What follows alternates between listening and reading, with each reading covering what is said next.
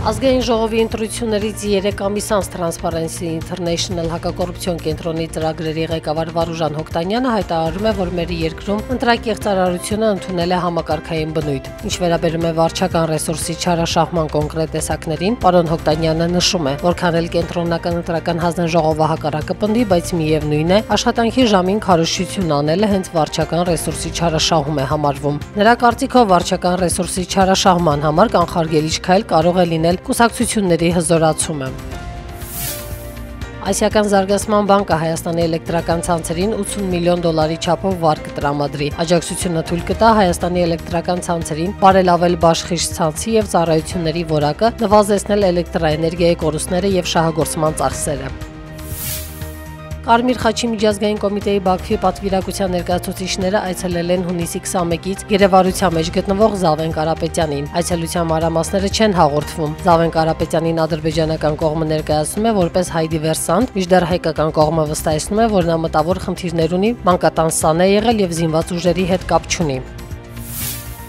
Հուլիսի 4-ին ԵԱՀԿ առաքելությունը Լեռնային Ղարաբաղի եւ Ադրբեջանի զինված ուժերի շփման գծի պլանային դիտարկում է անցկացնելու Մարտունու շրջանի ուղղությամբ Աշաղի Վեյսալի բնակավայրի հյուսիս-արևելքում։ Արցախի արտգործնախարարության հաղորդագրության համաձայն իշխանությունները պատրաստակամություն են հայտնել աջակցել դիտարկման անցկացմանը եւ ապահովել ԵԱՀԿ առաքելության անդամների անվտանգությունը։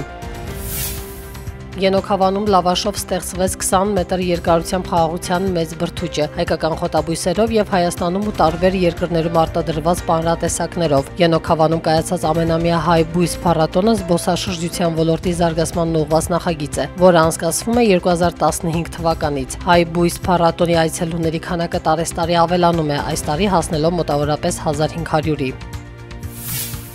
Հուլիսի 4-ին եւ 5-ին Հանրապետությունում սպասվում է բարձր ջերմային ֆոն, հովտային գոտիներում ցերեկը կանխատեսվում է մինչև 40 աստիճան տաքություն եւ բարձր կարգի հրդեհավտանգ իրավիճակ։ Ըստ Հայ հիդրոմետրի օդի օրական ջերմաստիճանը այդ օրերին բարձր կլինի նորմայից 5-ից 6 աստիճանով։ Ուլտրամանուշակագույն ճառագայթման ինդեքսը հուլիսի 4-ին կանխատեսվում է 7, որի դեպքում խորհուրդ է տրվում ժամը 11-ից 15 ընկած ժամանակահատվածում խուսափել արեգակի ուղիղ ճառագայթներից։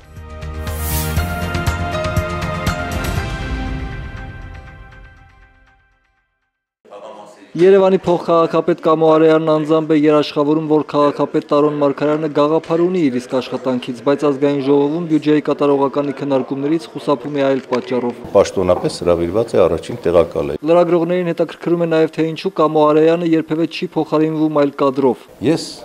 նարցիս հիվանդությամբ չեմ տառապում։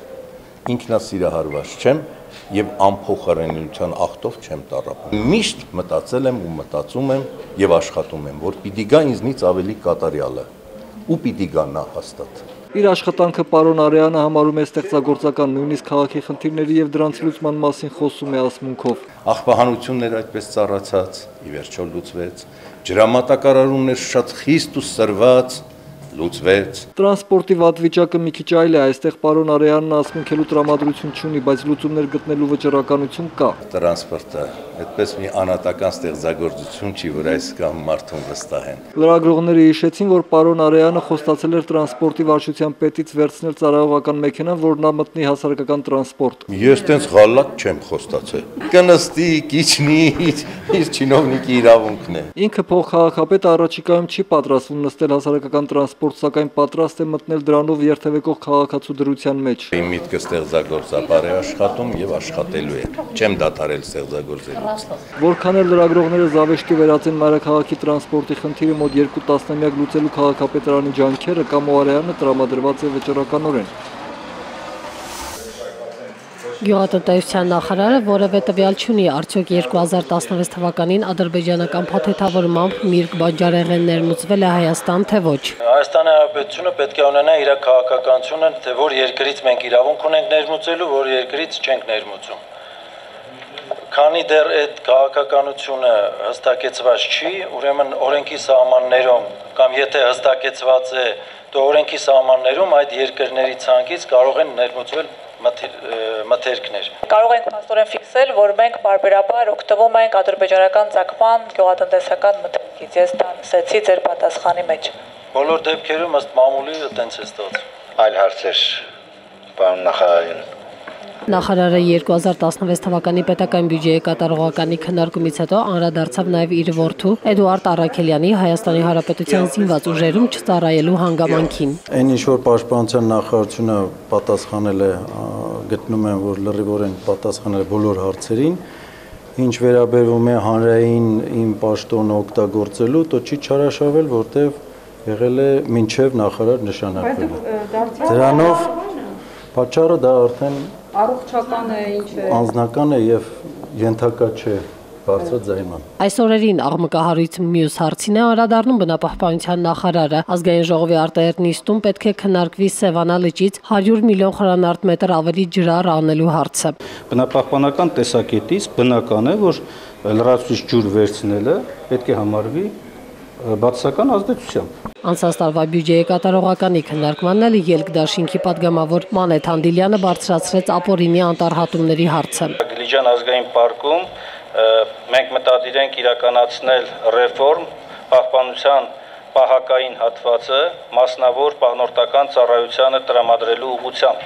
որովհետև այսօրվա գործող համակարգը ինքը բավարար չէ, որպես լիարժեք վերահսկողություն կամ հսկողություն իրականացնենք պահպանման ուղղությամբ։ Նախարարը չի շղթում ազգաբնակչությունը փայտանյութի կարիք ունի, որը մի քանի տասնյակ անգամ գերազանցում է օրինական թույլատրվող հատումների ծավալը։ Խնդիրը որոշել են լուծել փայտանյութի ներմուծման խրախուսմամբ, ինչպես նաև խնայողական տեխնոլոգիաների ներդրմամբ։ Հայաստանի անտառներից պետք է բիզնեսը հանենք։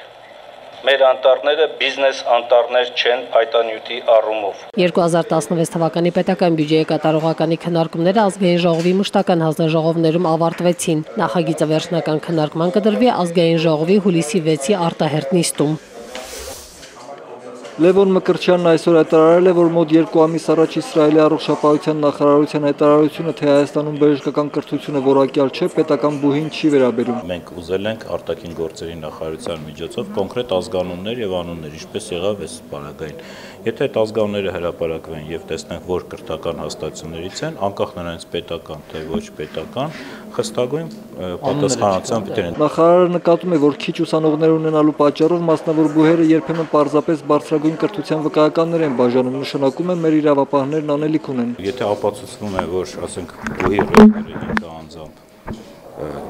վաճառում է վկայական եւ դա իրավապահ իմաստով ապացուցվում է, ուրեմն պետք է բուհի լիցենզիան վերցվի։ Մշակույթի նախարար Արմեն Ամիրյանի հետ լրագրողների զրույցի թեման հունիսի 8-ին Գայանե բալետի տապալումներ, ովքեր պատասխան տվեցին դրա համար, ուղիղ 26 հոգի, ասում է նախարարը, սակայն նրանք աշխատանքից չեն ազատվել։ Տրվել է խիստ նկատողություն։ Համերգը տապալելու պատճառն ըստ լրատվամիջոցների օպերայի եւ բալետի թատրոնի 10 վարչական աշխատողների աշխատանքից ազատումն էր։ Ինքը նախարարը ստիպված է պատասխանել այն հարցին, թե հաջորդ տարվա ապրիլից հետո երբ գուցե վարչապետը պաշտոն անկարվի, ինքը պատրաստ է աշխատել հաջորդ վարչապետի հետ։ Մենք իրականացնում ենք հանրապետական կուսակցության ներկայացրած ծրագիրը։ Փաստն այն է, ասում է պարոն Ամիրյանը, որ ինքը չգիտի, թե 1 ժամ հետո իր հետ ինչ տեղի կունենա, հետեւաբար չի կարող ասել, թե 1 տարի հետո ինչ է լինելու։ Ես Կարեն Կարապետյանի թիմում զգում եմ ինձ շատ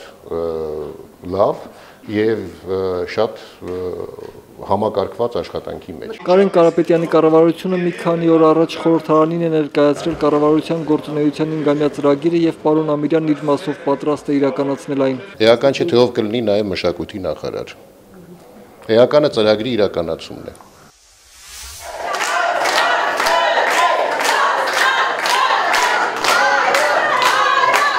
Սասնացռերի գործով անցնող 30 հոգուց 18-ի դատավարության հենց սկզբում պաշտպաններից Հրանտ Գևորգյանը դատավոր Արտուշ Գաբրիելյանից հետաքրքրվեց, ինչու չի միացնում երկու գործերը։ 32 ամբաստանյալներով քրական գործ լսելը դա ֆիզիկապես հնարավոր չի։ Պաշտպանները դատավորին հիշեցրին, փաստաբաններից մի քանիսը չեն կարողացել ներս մտնել, քանի որ կարգադրիչները ցանկացել են զննել նրանց պայուսակները։ Դատավորը 30 րոպե ընդմիջում հայտարարեց դատարանի բակում սպասող փաստաբանների ներկայությունն ապահովելու համար, սակայն փաստաբաններից կրկին պահանջեցին բացել պայուսակները, ուստի նրանք չմտան նիստերի դահլիճ։ Ո՞վ է կադրի։ Կանոն ազգանուն չունեք, ծնվել եք որպես դատական կարգադրիչ շրջիկայինել։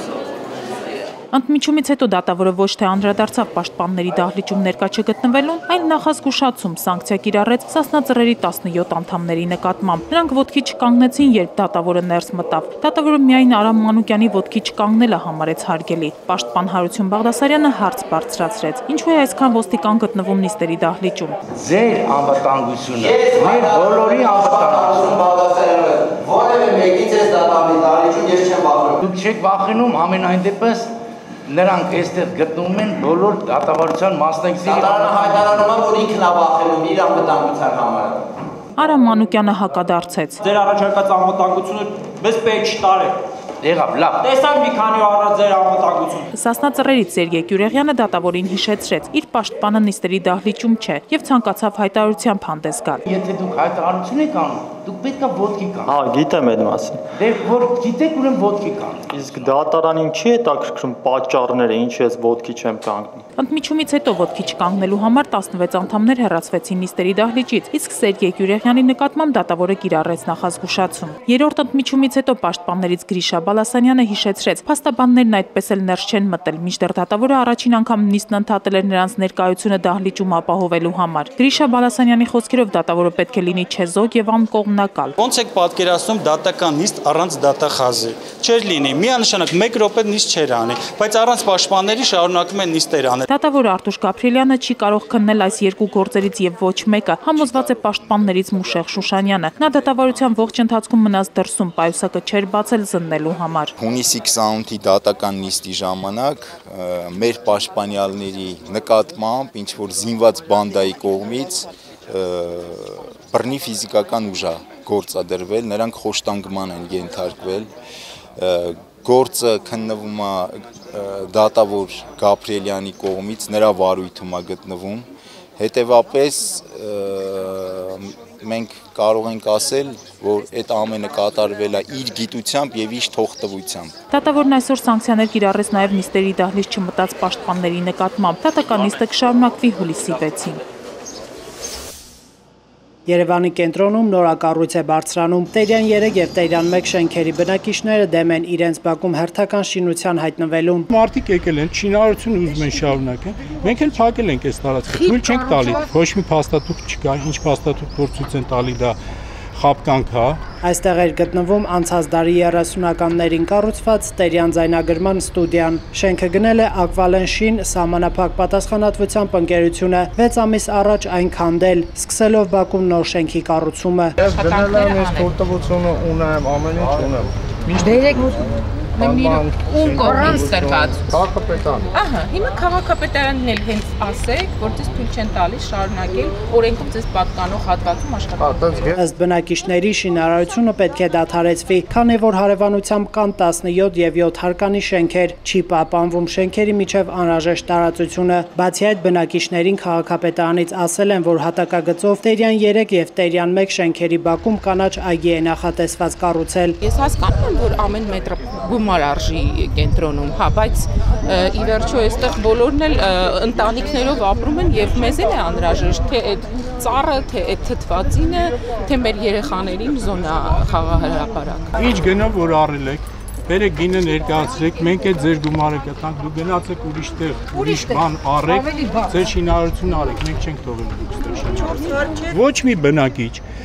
ոչ մի կոպեկ չեր խնայի այս տարածքում սեփական այգի ունենալու համար։ Ժամը 5-ից հետո սկսում է քամիները, մի ահավոր վիճակ է այստեղ, երևի Սահարայի անապատում ցած փոշի գոյություն չունի, ինչը որ այս բակում։ Բնակիչները վրդովված են նաև այն փաստից, որ անտեսվել է շենքի պատմական նշանակությունը, այն հավասարեցնելով հողին։ Տարածքի նոր սեփականատերը այլ կարծիք ունի։ Մի րոպե, թողեք մնա չէ։ Եթե այստեղից ոչ մի հատ կռիվ դուրս չի։ Կռիվ չենք տեսել։ Ապա պատմական հուշարձանով շատ ավելի մեծ փողեր կարող էիք աշխատել ու անընդհատ ու երկարատև, քան թե միանևակ այս շենքը։ Բնակիչների հետ բանակցությունների արդյունքում կառուցապատող Գեգամ Խաչատրյանը որոշեց ընդունել բնակիչների առաջարկները, բայց չհրաժարվեց շինության մտքից։ Չենք հրաժարվում։ Մենք իրանց ասածով ինչ ասեն դա կանչում։ աշխատանք։ Օրինակ ինչ եք պատրաստում, ինչ առաջարկում եք քաղաքացիներին։ Իրանք թող ասեն, մենք պատրաստ ենք։ Ես ոչ մի չեմ առաջարկում։ Մեզ ինչ որ պետք է ասել։ Բակում շինարարությունը կանխելու համար բնակիչները դատարան չեն դիմի, կանխատեսելով որոշումը։ Նրանք տեսնում են միայն շինարարների ուղին փակելու ճանապարհը։ Նանա Մանուչարյանը 14 տարեկանում դարձել է սեռական բռնության զոհ։ Նա այն բացառիկներից է, ով չի համաչում բարձրաձայնել դրա մասին։ 14 տարեկան հասակում հանդիպել եմ մի մարդու, որի հետ որը որ ինձ հետ ընկերացել է եւ հետո այդ ամեն ինչը ընթացել է մեկ այլ ձևով։ Այս դեպքից հետո Նանան կասկածել է, արդյոք ինքը տվյալ անձի միակ զորն է, թե էլի իր նման տուժածներ կան, քանի որ բռնարարը դասավանդող է, Նանան զրուցել է նրան առնչվող երեխաների հետ։ Եվ ես գտա բավականին շատ, ասեմ մոտավորապես 10 երեխա, ովքեր որ մի մասը կծկտուր, մի մասը որոշ ժամանակ հետո շատ ավելի մանրամասն պատմեցին, թե ինչ է արել նրանց հետ այդ մարդը։ Դեպքից 8 տարի անց Նանան եւ եւս 2 տուժողներ դիմել են ոստիկանություն, տալով հանցագործության մասին հաղորդում։ Իրավապահներն ասել են, դեպքը եղել է վաղուց եւ հնարավոր չէ ապացուցել։ Չեն վերծանվել նրա հեռախոսազանգերը, այնինչ ինձ թվում առանց դրա բացարձակը չեն եղել հոգեբաներ, այդ մարդը չի ուղարկվել դատաբժշկական փորձաքննության, մենք ենք ուղարկվել դատաբժշկական փորձաքննության։ Քրեական գործառույթվել է 2015-ին, երբ գործին մարդու իրավունքների պաշտպանի գրասենյակն է խառնվել, բայց այդպես էլ բռնարարը չի ձերբակալվել։ Դա նաև այն պատճառով է, որ Հայաստանը ունի ընտանեկան բռնության կանխարգելման օրենսդրություն։ Քննչական կոմիտեն ձևավորվելուց հետո հսկայական աշխատանք է կատարում, որպեսզի փոփոխություն տեղի ունենա, բայց դա իհարկե շատ քիչ է։ 2015-ին երեխաների նկատմամբ սեռական բռնության 75 դեպք է արձանագրվել, 2016-ին դեպքերի բացահայտումները կտրուկ աճել են, հասնելով 115-ի, բայց սա էլ ամբողջ պատկերը չէ։ Հասարակության վերաբերմունքը պատմությունները թաքցնելու պատճառ է դառնում։ Հասարակությունը զգայուն չէ նմանատիպ խնդիրներին, միանգամից որակավորվում է եւ պիտակավորվում է կինը կամ երեխան, կամ միանգամից կարողանում են բացեր նկատել ընտանիքի ներսում։ Օբյեկտիվ պատճառներով ծնողը չի կարողան ընդմեջ հետևել երեխային, ինչը հաճախ ջուր է լցնում բռնարարների ջրաղացին։ Նման դեպքերում հույսը երեխաների ինքնագիտակցականի բարձրացումն է։ Երեխային պետք է սովորեցնել, որ հարգանքը մեծի նկատմամբ եւ ենթարկվելը մեծին, դրանք շատ մեծ տարբերություններ են եւ իր մարմնի հետ որևէ մեկը իրավունք չունի կատարել որևէ այնպիսի գործողություն, որը իր կամքից դուրս է։ Ըստ երեխայի պաշտպանության միջազգային ցուցիչի, Հայաստանում երեխաներին պաշտպանելու համար կան անհրաժեշտ պետական բոլոր կառույցները, բայց երբ գնահատվում է նրանց աշխատանքը, մեր երկիրն ստանում է 0 միավոր։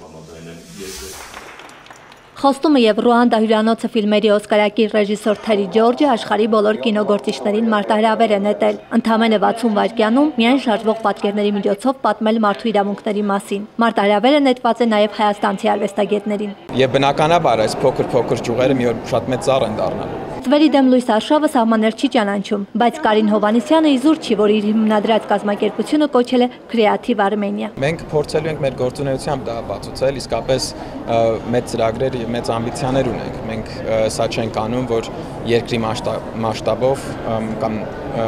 կամ փոքր մասշտաբով հարցեր բարձրացնեն։ Իսկապես մենք պետք է Հայաստանը ճանաչելի դարձնենք որպես արվեստի կղզի։ Կազմակերպության Երևանյան պաշտոնամուտին մասնակցում էին տարբեր ոլորտները ներկայացնող գործիչներ։ Արմեն Մարտիրոսյանը չի կասկածում, որ Հայաստանից մարդու իրավունքների վերաբերյալ բազմաթիվ պատմություններ կներկայացվեն մրցույթին։ Բոլոր ոլորտներից կարելի է,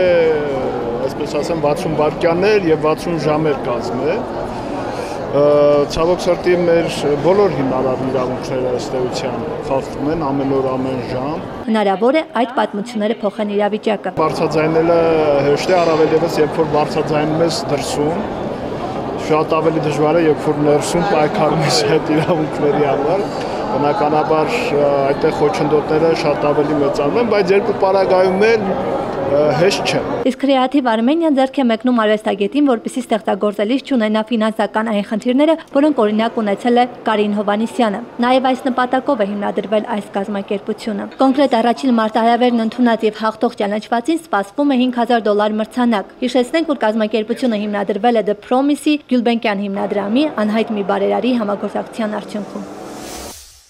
Ոսկե ծիրան փառատոնը միջազգային մեծ հնչողություն ունի եւ ուրախ եմ, որ 2004-ից մեր դեսպանությունը Ոսկե ծիրանի հովանավորների շարքում է, ասում է Հայաստանի Հանրապետությունում Գերմանիայի Դաշնային Հանրապետության արտակարգ եւ լիազոր դեսպան Մատիաս Քիսլերը։ Այս տարի էլ ավանդույթը չի խախտվի եւ դեսպանության ու Գյոթեի ինստիտուտի հետ համատեղ հուլիսի 13-ին կիրականացվի Գերմանական կինոյի օր ծրագիրը։ 6 ֆիլմ կներկայացվեն փառատոնի տարբեր ծրագրերում, որոնց թվում ոսկե արմավենու ճյուղին առաջադրված Ֆատի Աքինի անեությունից ֆիլմը, իսկ հայկական համայնապատկերում Գոր Մարգարյանի ֆիլմը։ Դեսպանի խոսքով նա հատկապես ուրախ է, որ Ֆրեդ Քելեմանի ֆիլմը եւս ներառվել է մրցույթային ծրագրում, քանի որ ինքը ռեժիսորի մեծ երկրպագուն է։ Ֆրեդ Քելեմանը նաեւ վարպետության դասով հանդես կգա Թումոյում։ Հուլիսի 12-ը ֆրանսիական կինոյի օրն է։ Հայաստանի Հանրապետությունում Ֆրանսիայի դեսպանությունը եւս փառատոնի հավատարիմ աջակիցներից է եւ ավանդական այս համագործակցության շնորհիվ կիրականացվի մի համատեղ նախաձեռնություն, որին կաջակցի նաեւ Ինստիտուտ Ֆրանսեզը։